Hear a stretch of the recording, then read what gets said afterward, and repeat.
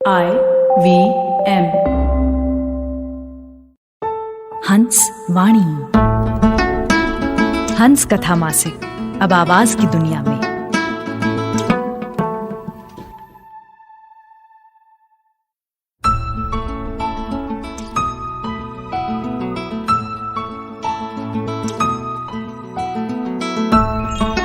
आप सुन रहे हैं हंस वाणी।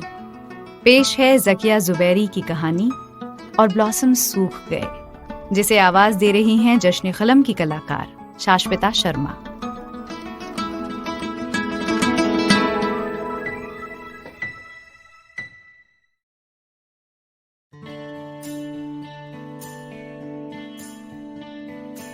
Hello mister Brown. आप सामने वाले घर में रहती हैं ना? मिस्टर ब्राउन ने जैसे पहले से तय कर रखा था कि जब भी मौका मिलेगा पहला सवाल यही करेंगे। जीना ने मुस्कुराते हुए कहा, जी हाँ, आपके डैडी से मुलाकात होती रहती है जब वो ऑफिस जाने को निकलते हैं। 2-4 मिनट बात हो ही जाती है। जी, वो मेरे डैडी नहीं है, दरअसल मेरे पति हैं वो।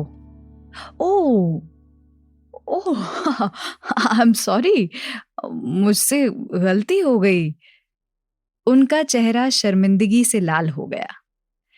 गोरे रंग का एक ये नुकसान है कि थोड़ी सी बात गड़बड़ हुई और गोरा आदमी तरबूज का गूदा बन जाता है। जीना ने कहा, मिस्टर ब्राउन, आप इतने शर्मिंदा ना हो। मेरे साथ तो ऐसा होता रहता है, अब तो मैं आदी हो गई हूं। मिस्टर ब्राउन चुप न रह सके, मन की बात कह ही दी। मगर वो तो आपसे काफी बड़े दिखते हैं। एक बात बताइए, माता पिता की पसंद थी या आपने खुद ही चुना था उनको? मिस्टर ब्राउन, जब मेरी शादी हुई थी उन दिनों अपनी पसंद बताना गुनाह माना जाता था। अगर हिम्मत करके किसी लड़की ने मुंह खोल भी दिया तो बस समझिए कि मुसीबत आ गई। सवालों की बाढ़ आ जाती थी। कैसे सवाल? कहाँ मिली, कैसे मिली, कितनी बार मिली, लड़का बदमाश लगता है, शरीफ घरों की लड़कियों को फंसाता है, उसका नाम पता दो, उसके घर वालों से शिकायत करेंगे। मेरी समझ में ये नहीं आ रहा कि आपके समाज में ऐसा क्यों होता है। रहना तो आप दोनों को साथ था। क्या माता पिता पहले खुद साथ रहकर ठोक बजाकर देखते थे कि लड़का किसी काम का है या नहीं? ये कहकर मिस्टर ब्राउन शरीर सी मुस्कुराहट के साथ जीना को देखने लगे। जीना को कुछ बुरा तो लगा, मगर कहीं कुछ अच्छा भी। उसको माँ बाप से शिकायत थी कि क्यों उसकी शादी इतनी जल्दबाजी में करके उसे अपने मुल्क से देश निकाला दे दिया, और उस पर सितम ये कि पति साहब को उसके देश से चिढ़ थी, नफरत करते थे उसके प्यारे से देश से। अरे आप चुप क्यों हो गई? क्या मैंने कुछ गलत कह दिया? जीना चुप रही, केवल मुस्कुरा भर दी। आपकी मुस्कुराहट बहुत प्यारी है। जी, थैंक्स। वो आगे बढ़ने लगी तो मिस्टर ब्राउन ने उससे नाम मालूम करना चाहा। आपने अपना नाम नहीं बताया। जीना। फिर एक कदम बढ़ाया तो वो फिर बोले, ये नाम किस भाषा का है? हिंदुस्तानी। इस बार वो बस भाग जाना चाहती थी कि वो फिर बोल उठे, ये नाम तो हमारी अंग्रेजी भाषा में भी होता है। मिस्टर ब्राउन ने जल्दी से एक वाक्य और उछाला, जैसे डर हो कि जीना गायब ना हो जाए।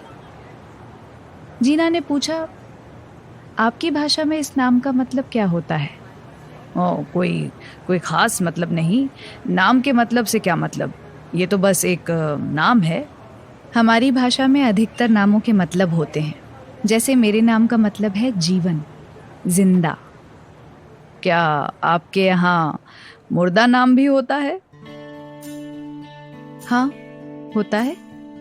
जब कोई मर जाता है तो उसका नाम मुर्दा हो जाता है।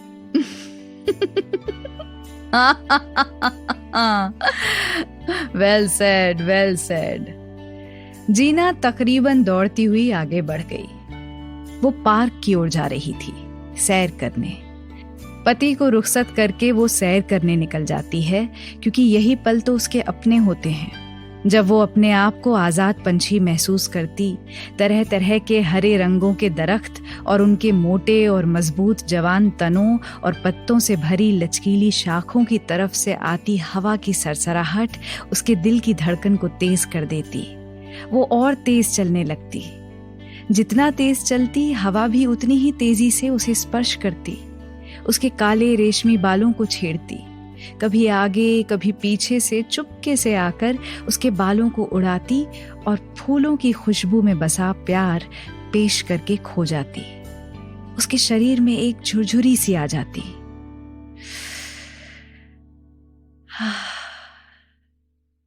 एक बार फिर से जवान होने का एहसास उसके गिर्द चिमट जाता। पार्क में भी वो सीधी जाकर अपनी उस लकड़ी की बेंच पर टेक लगाकर बैठ जाती, सिर भी पीछे टिकाकर, आंखें आधी बंद और आधी खुली, लंबी लंबी पलकों पर जमी हुई उसकी थकन नजर आती। दर्द झांक रहा होता, मगर चिड़ियों की चहचहाहट उसकी थकान को अपने सुरों के साथ उड़ा ले जाती और फिर हवा में गोता लगाती हुई वापस आती और नीचे को उतर आती। ऐसे चक्कर बार बार लगाकर जैसे जीना को वो जीना सिखाती और मजबूर कर देती उसको अपने सपनों से बाहर निकल आने को। वो बारिश में नहाई गुलाब की पंखड़ियों की तरह पवित्र और भगवान के चरणों में जाने को बेताब महसूस करती और तेजी से खड़ी हो जाती अपनी सैर शुरू करने के लिए। अभी तो वापस जाकर घर के सारे काम भी निपटाने हैं। मन ही मन मुस्कुराती मिस्टर ब्राउन के जुमले पर। सोचती भी है, आखिर वो इतना डर क्यों जाती है जब कोई उसके पति को उसका बाप समझता है।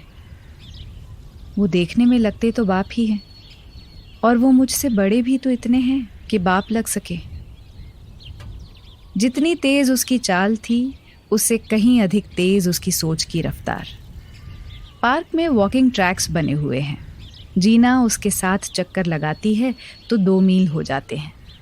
फिर घर से पैदल ही जाती और वापस भी आती है। कुछ लोग कुत्ते भी लेकर आते हैं। जीना को कुत्तों से डर लगता है। ऐसे में एक तरफ बेंच पर बैठकर अनुलोम विलोम करने लगती है। कुत्तों के हटते ही फिर तेज कदम चलकर 7 चक्कर पूरे कर लेती है।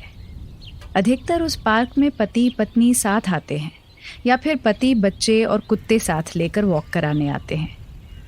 कुछ वर्षों पहले उसके पति भी साथ आया करते थे। दोनों सवेरे सवेरे निकल जाया करते थे। यही बातें सोचते सोचते वो घर पहुंच गई। अब सारा दिन घर के काम और शाम होते ही सबको बारी बारी स्टेशन से लाना और अलग अलग स्कूलों से लाना, अपने लिए समय ही कहाँ होता है उसके पास। इसलिए वो पार्क की सैर को इतनी अहमियत देती है। आज वो मिस्टर ब्राउन के बारे में ही सोचती रही। मैं भी कितनी उल्लू हूँ जो मुद्दतों मिस्टर ब्राउन को घर और बाहर काम करने वाला हेल्पर समझती रही। काला बदरंगा सा ढीला ढाला पतलून, ऊपर एक चौखाने की आधी खुसी और आधी बाहर को लटकती हुई कमीज, सर्दियों में उसी के ऊपर एक स्लेटी कंबल जैसी जैकेट पहन लेना। जीना उन्हें तकरीबन रोज ही शाम सवेरे देखती थी, पर कभी परिचय नहीं हुआ था। आज पति ने जाते जाते उसको भी बुलाकर परिचय करवा दिया था। अचानक पति महोदय ने कह दिया, मैं बहुत थक जाता हूँ वॉक पर जाने से। दफ्तर में नींद आने लगती है। जीना अच्छा कहकर चुप रही। ऐसा लगता जैसे जीना के शरीर में कोई बिजली का बटन फिट हो, बस उसको खोलना बंद करना होता हो। अगर ऐसा ना होता तो भारत से आकर यहाँ जीवन बिताना असंभव हो जाता। वो सोचती अगर कोई विकल्प ना हो तो चुप रहकर हालात से समझौता कर लेने में ही अक्लमंदी है। पार्क में बाहर का मौसम बेहद सुंदर होता है। चारों तरफ हरी हरी घास। उस घास की ओर देखने से आंखों में ठंडक महसूस होती है। चिड़ियां ची ची कर सारे वातावरण को जीवंत बना देती हैं। जरा गर्मी बढ़ती तो ब्लॉसम्स अपने अपने पेड़ों को गुलाबी कपड़ों से सवार कर दुल्हन बना देते हैं। जिस सड़क पर जीना रहती है वो निजी रोड कहलाती है। सड़क के दोनों ओर हर घर के सामने एक एक ब्लॉसम का पेड़ लगा हुआ है। एक बार वो सैर से वापस आई तो मिस्टर ब्राउन अपने सामने वाले बगीचे में घास काट रहे थे। गर्मियों में घास बहुत तेजी से बढ़ जाती है, हर सप्ताह काटनी पड़ती है। सर्दियों में 2-2 महीने तक काटने की आवश्यकता नहीं होती। मिस्टर ब्राउन जीना को देखते ही लॉन काटने की मशीन रोककर खड़े हो गए। Hello Gina. Hello mister Brown. Walk कैसी रही जीना? कुत्तों ने परेशान तो नहीं किया? जीना 1 सेकंड को रुकी, सोचने लगी। कितने जीवंत इंसान है मिस्टर ब्राउन। बातों को याद रखते हैं और सबसे वही बात करते हैं जो उनकी मनपसंद होती है। जीना अक्सर अपने घर की खिड़की से देखती है कि हर आने जाने वाला मिस्टर ब्राउन से हंस हंस कर बात करता रहता है। यहाँ तक कि उसके अपने पति भी, जिनको हर समय वक्त की कमी महसूस होती है। वो बोलते कम, काम ज्यादा करते हैं। उससे भी कहीं ज्यादा अखबार पढ़ते हैं। घर में 4 अखबार आते हैं, 1 उर्दू, 1 हिंदी और 2 अंग्रेजी।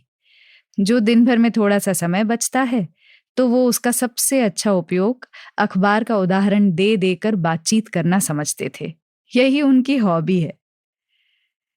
वो सवेरे 10 बजे घर से जाते हैं और रात 11 बजे लौटना होता है। छुट्टी के दिन भी दफ्तर पीछा नहीं छोड़ता, या क्या पता, शायद वो ही दफ्तर का पीछा नहीं छोड़ते। मगर मिस्टर ब्राउन के मीठे स्वभाव ने उनको भी अपनी ओर आकर्षित कर लिया है। जीना सोचती है कि मिस्टर ब्राउन खुद कहीं घूमने या किसी के घर मिलने क्यों नहीं जाते, मगर उनसे अभी इतनी दोस्ती नहीं हुई थी कि ऐसे निजी सवाल पूछने लगती। एक दिन जब जीना ने बच्चों को लाने के लिए कार निकाली तो उसकी कार के पास तेज तेज चलकर आए और बोले, आज बाईं ओर से जाना, दाहिनी से रास्ता बंद है, ओके? वो तो ये कहकर चले गए, पर जीना को फिर सोचने पर मजबूर कर गए कि कैसा फरिश्ता इंसान है ये मिस्टर ब्राउन। जब बच्चों को लेकर वापस आई तो भी इंतजार में खड़े थे, मालूम करने के लिए कि उन्होंने ठीक किया रास्ता बदलवाकर या कहीं कोई मुश्किल तो नहीं हुई। जीना ने बहुत धन्यवाद किया और अपने बच्चों से भी थैंक्स कहलवाया। हालांकि यहाँ के बच्चों को विस्तार से समझाए बिना 1 इंच भी इधर से उधर खिसकाना संभव नहीं होता है, पर आज उन बच्चों को भी शायद मिस्टर ब्राउन का कोमल स्वभाव पसंद आ गया था। जीना बच्चों को लेने जाने से पहले ही तीनों के घर में पहनने के कपड़े निकाल कर रख देती है। सैंडविच और दूध मेज पर परोस देती है।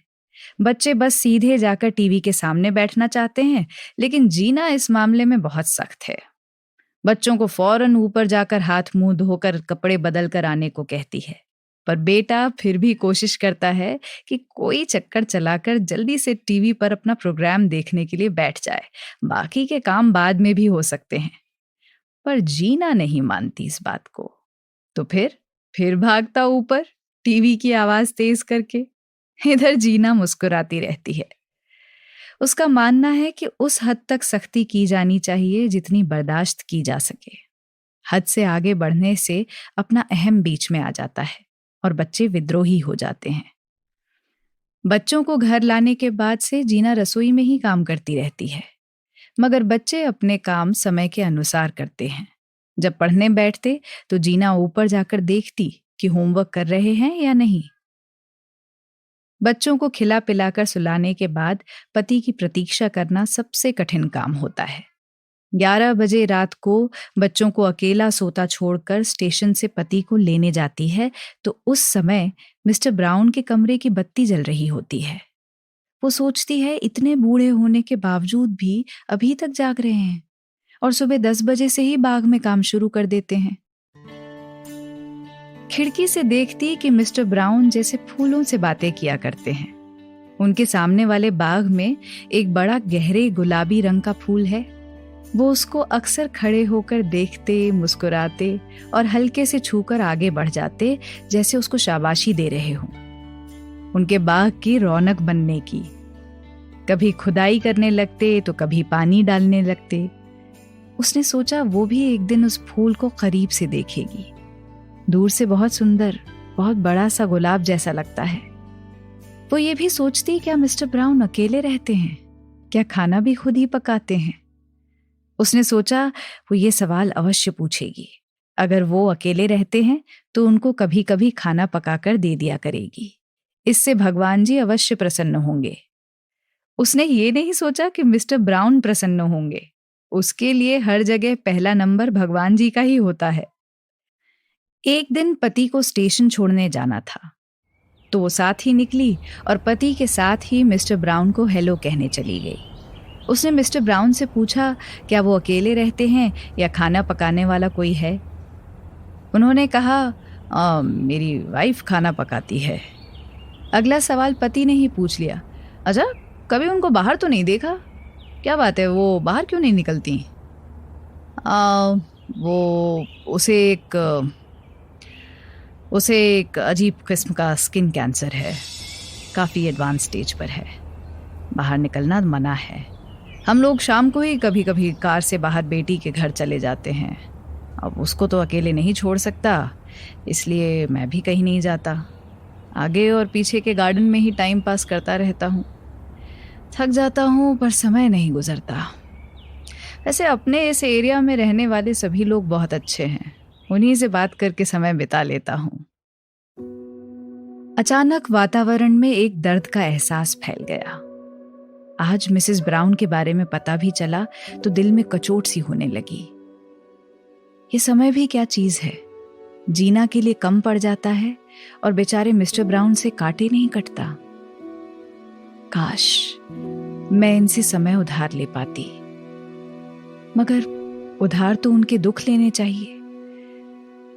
अपने भीतर के दर्द को कभी अपनी आंखों तक नहीं आने देते मिस्टर ब्राउन। क्या सोचने लग गई जीना? कुछ नहीं मिस्टर ब्राउन। ये मिस्टर ब्राउन कौन है? हाँ आप मिस्टर ब्राउन? मैं तो रॉबिन हूँ, मगर तुम रॉब कह सकती हो। आप तो इतने बड़े हैं मुझसे। तुमसे किसने कहा कि मैं तुमसे बड़ा हूँ? अब जीना फंस गई थी। वो घबरा गई, उसका चेहरा लाल होने लगा। जल्दी जल्दी सॉरी सॉरी कहने लगी तो मिस्टर ब्राउन ने जीना के सर पर हाथ रखते हुए कहा, जीना सुनो और याद रखो, जो लोग तुमसे बड़े हैं उनका नाम लेने से उनकी कोई बेइज्जती नहीं होती। एक बराबरी और अपनेपन का एहसास होता है। इज्जत बड़ों और छोटों दोनों को एक दूसरे की करनी चाहिए। अब बताओ तुम मुझे क्या कहकर बुलाओगी? ब्राउन। असल में पति के सामने वो घबरा रही थी, क्योंकि वो जीना से खुद अपने को पति जी कहकर संबोधित करने को कहते थे। मिस्टर ब्राउन के ये विचार सुनकर जल्दी से बोले, चलो चलो जीना, मेरी ट्रेन छूट जाएगी। वो जल्दी से कार की ओर भागी। पीछे का दरवाजा पति के लिए खोलकर अपनी ड्राइवर की सीट पर जाकर बैठ गई और स्टेशन की ओर चल दी। 10 मिनट बाद वापस आई तो मिस्टर ब्राउन बाहर ही खड़े थे। जीना जैसे ही कार से बाहर निकली तो उन्होंने जीना को आवाज दी।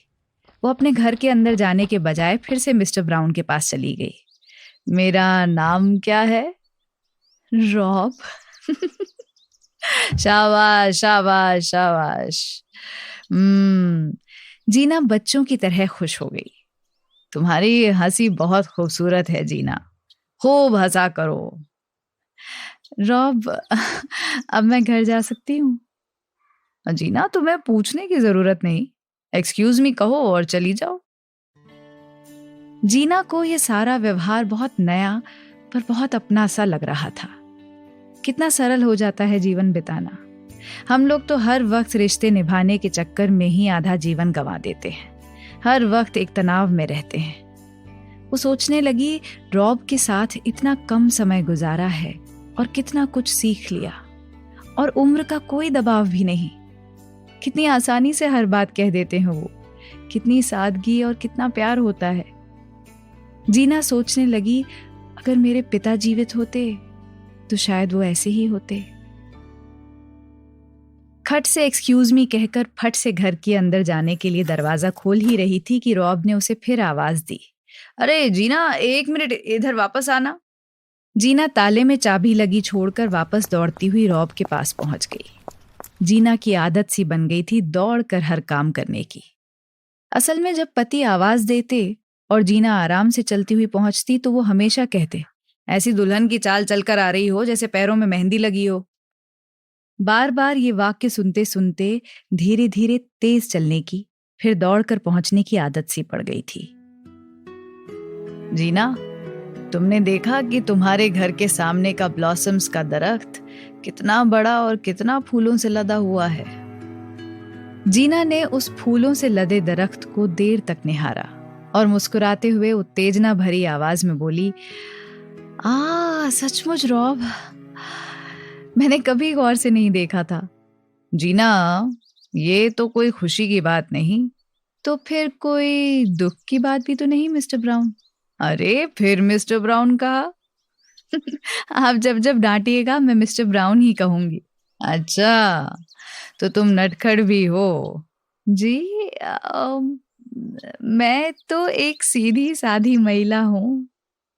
तुम कोई महिला नहीं हो, तुम एक बच्ची हो जिसे फलों की तरह पाल डालकर समय से पहले ही पका दिया गया है। जैसे फलों के व्यापारी जल्दी और अधिक पैसा कमाने की लालच में अधपके फल तोड़कर टाट या कागज में लपेटकर गर्म जगह रख देते हैं तो फल जल्दी से पक जाते हैं। तुम्हारे साथ भी यही किया गया है। और याद रखो जीना, यह अधूरापन तमाम जीवन बेचैन रखता है। जीना कुछ क्षणों के लिए चुप रही, फिर बात बदलते हुए बोली, रॉब, आप ब्लॉसम्स की बात कर रहे थे ना? मुझे ब्लॉसम्स बेहद सुंदर लगते हैं। मैं पूरे साल वसंत ऋतु की प्रतीक्षा बड़ी बेचैनी से करती हूँ। जब इन पेड़ों में हल्के हरे रंग की नन्ही मुन्नी कोपलें फूटना शुरू हो जाती हैं और धीरे धीरे कत्थई रंग की शाखाएं चोला बदलने लगती हैं और हरी हरी हो जाती हैं और फिर उनमें गुलाबी रंग शामिल हो जाता है और अचानक एक सुबह हरी हरी पत्तियों की गोद में हल्के और गहरे गुलाबी फूल लिपट कर बैठ जाते हैं और जैसे ही धूप निकलती है पूरी सड़क पर जोबन सा आ जाता है। दोनों ओर के पेड़ एक दूसरे से ऐसे चुपके चुपके मिलने और झूमने लगते हैं जैसे बरसों से बिछड़े प्रेमी हों। पूरी सड़क फूलों के गहने पहने दुल्हन सी बन जाती है। जीना एक सांस में बोले जा रही थी और रॉब उसको प्यार भरी नजरों से देखते और सुनते जा रहे थे। जीना, तुम कवित्री हो क्या? क्या? मैंने ऐसा क्या कह दिया रॉब जो अब आपने ये सवाल उठा दिया? जीना, तुम्हारे अंदर एक चिंगारी महसूस कर रहा हूं। अपने लिए समय निकालो, कुछ लिखा पढ़ा करो। कभी कॉफी का मग लेकर अपने बाग में चुप बैठ जाया करो, एक कॉपी पेंसिल लेकर। मैं तुमसे मिला तो अब हूं, तुमको बरसों से आते जाते देखा करता हूं। मैं और मेरी वाइफ जब हम खिड़की के पास बैठकर कॉफी पीते थे तो तुमको हमेशा भागते हुए देखा करते थे। मेरी वाइफ ही मुझसे कहती थी कि देखो ये बच्ची कैसे सारा दिन दौड़ती रहती है।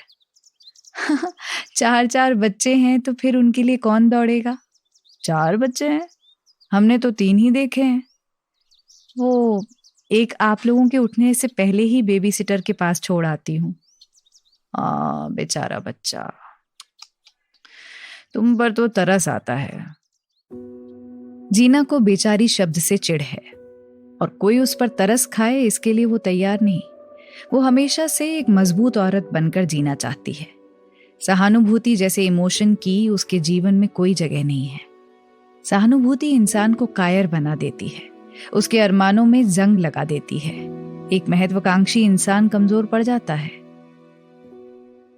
रॉब, मैं बेचारी नहीं हूं, मैं कोई मजबूर इंसान भी नहीं, बल्कि एक मजबूत औरत हूं और हर कदम को सोच समझकर उठाती हूं क्योंकि मैं हर चुनौती का सामना करना चाहती हूं। रॉब का चेहरा खुशी से खिल उठा। उसने हाथ फैला दिया जैसे कह रहा हो दे ताली। जीना ने उसके हाथ पे जोर से हाथ मारा और हंसने लगी। मगर रॉब, आपको याद है ना कि हम ब्लॉसम्स की बात कर रहे थे? मैं आपसे ये मालूम करना चाहती हूँ कि भाई ये क्या बात हुई कि हमारे घर के सामने वाला पेड़ इतना कमजोर और छोटा सा क्यों है? भाई ये तो तुम्हारे ही जैसा है।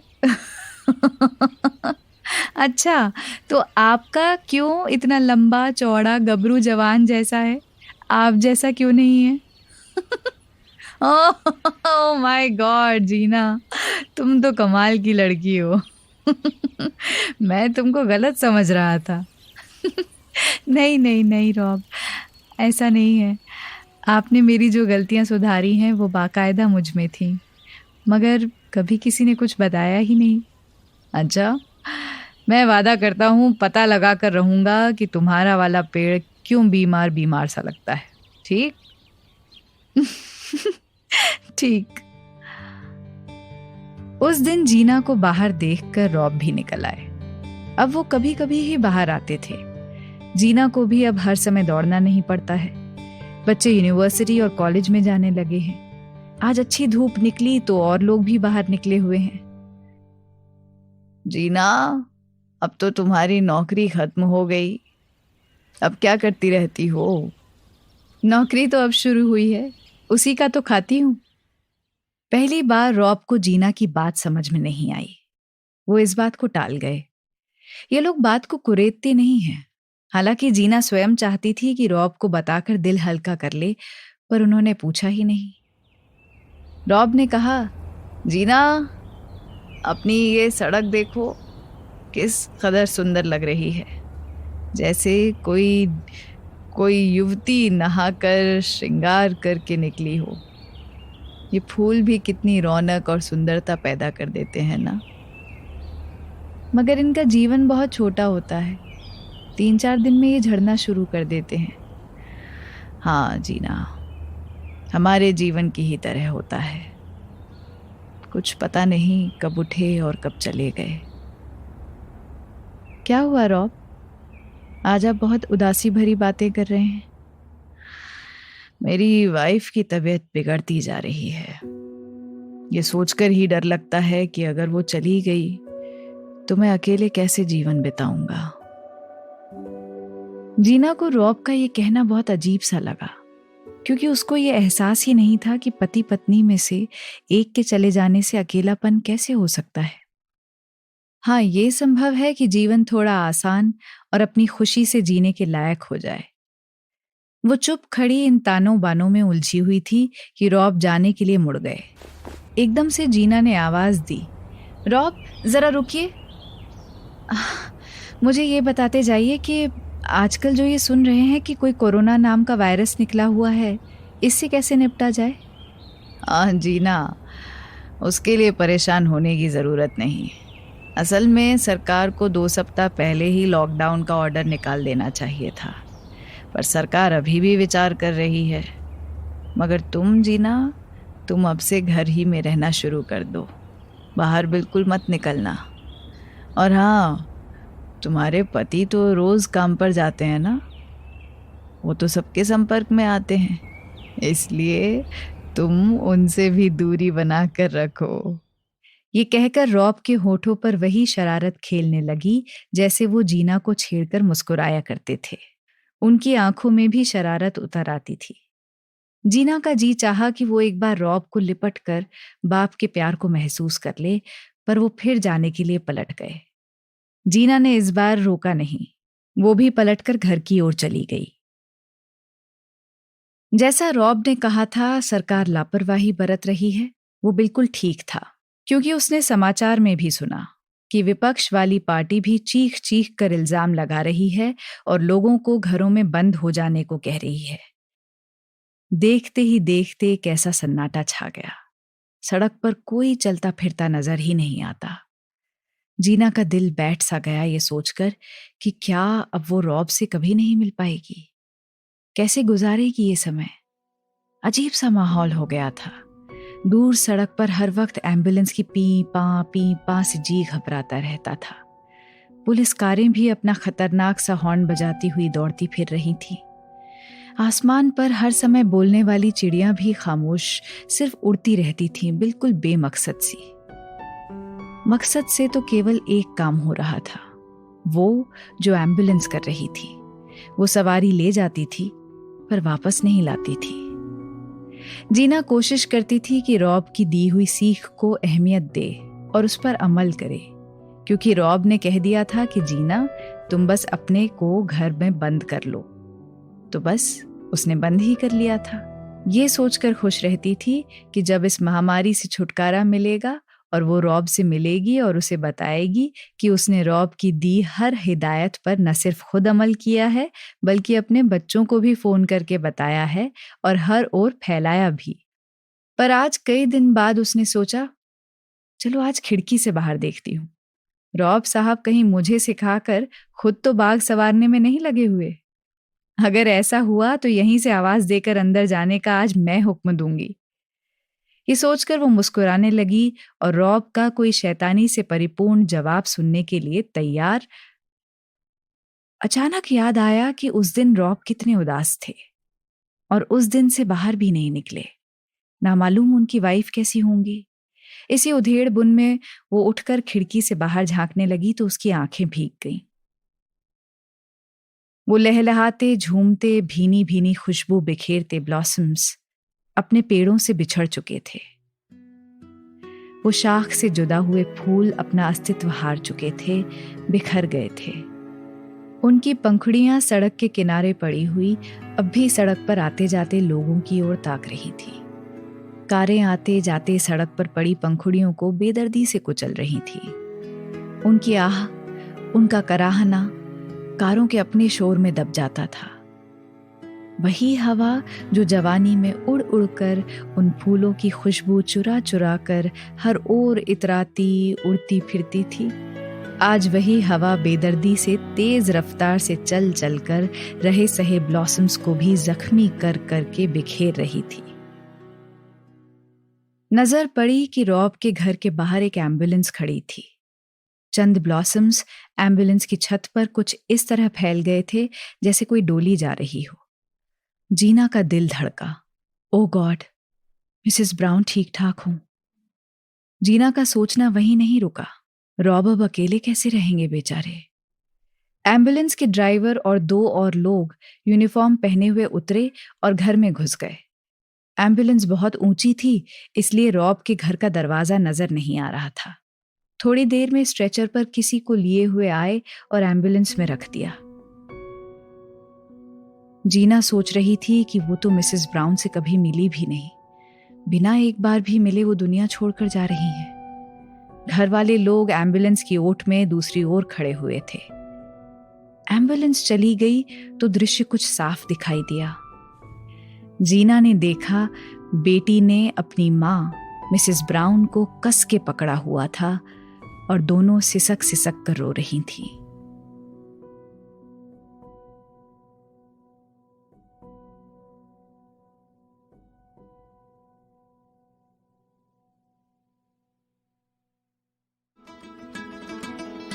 आपने सुनी जश्न खलम की कलाकार शाश्विता शर्मा की आवाज में जकिया जुबैरी की कहानी और ब्लॉसम सूख गए।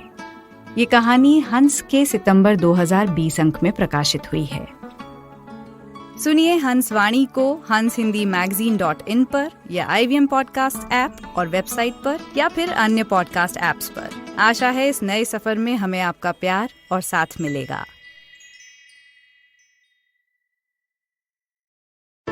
Hey, it's been another great week on the IVM Podcast Network. On the first episode of Last Brand Standing, learn all about the intriguing battles between Tata Motors and Maruti Suzuki with host Anupam and Ambi, hosts of other shows on the IVM Podcast Network, Pesa Vesa and the Sponge Podcast. Great show that I think you really enjoy. We would also like to announce our collaboration with Hans, India's most widely read literary magazine. Hans Vani is now available in audio version on IVM Podcast. Do check it out. On Tere Mere Raste, Keshav tells us how people lived underground in Turkey's Keymakli city for generations. Varun introduces us to the world of audio advertising with Stas Tushinsky on Advertising is Dead. How can influencers shift from advertising to paid content? Siddharth Deshmukh tells us on Smarter with Sid. And on the Wire Talk, Siddharth talks to A.D. Singh about how badly restaurants are hit during the lockdown. Do follow us on social media. We're IVM Podcast on Twitter, Facebook, Instagram, and LinkedIn. And remember, if you're enjoying this show or any other show for that matter, please do tell a friend. And finally, we'd like to thank our sponsors on the network this week, Ciet, Cred, Bank of Baroda, Quarter, CoinSwitch, Kuber, and Intuit India. Thank you so much for making this possible. Remember the days when our granny used to narrate once upon a time stories? Let's bring back the good old days of moral stories with Storytime Tamil. Hi, I am Ravishankar Balachandran, host of Storytime Tamil podcast. I would like you to entertain and educate your children with stories from Storytime Tamil. Tune in to the new episode sharp at 7 p.m. every day on IVM website, IVM podcast app, YouTube channel, or wherever you get your podcast from.